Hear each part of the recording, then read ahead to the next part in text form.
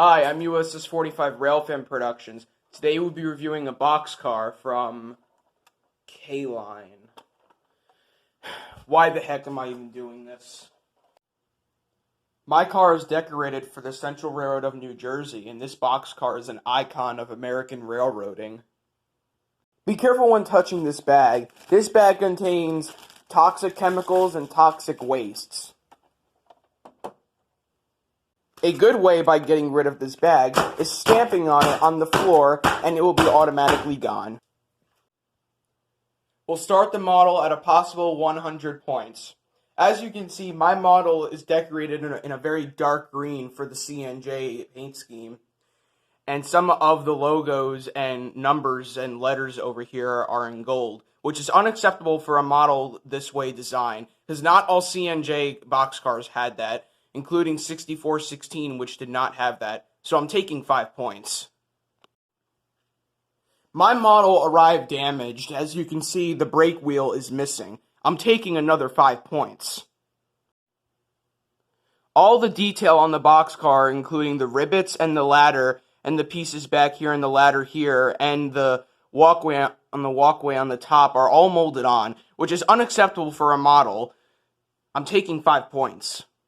My model derailed and somehow fell off the layout magically. I wonder how the damage was pretty bad when the model fell, and although the wheels came out and one of the pieces for the coupler came out, I would have never expected a model to have fallen apart this easily. I'm taking another 5 points.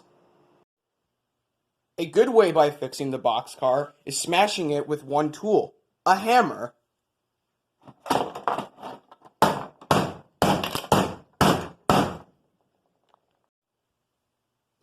Seems like my fix didn't work. Let's try the wheels and the coupler.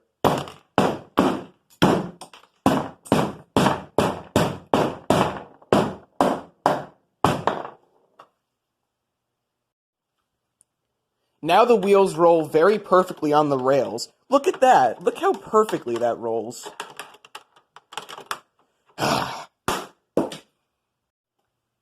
Let's take a look at some other things on the boxcar. As we can see here, the boxcar has a little screw on the back here.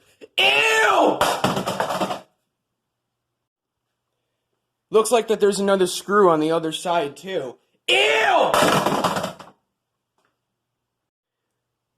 So all of those things that I tried doing to fix the model did not work. So I'm taking 20 points off of that. Let's see if the model still rolls. The model seems to roll very perfectly.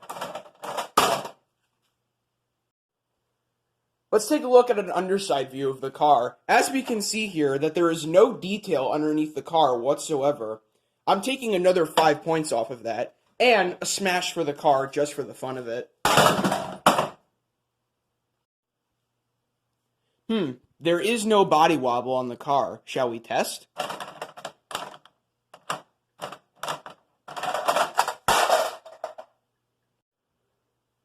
Seems like there was body wobble. I'm taking 5 points.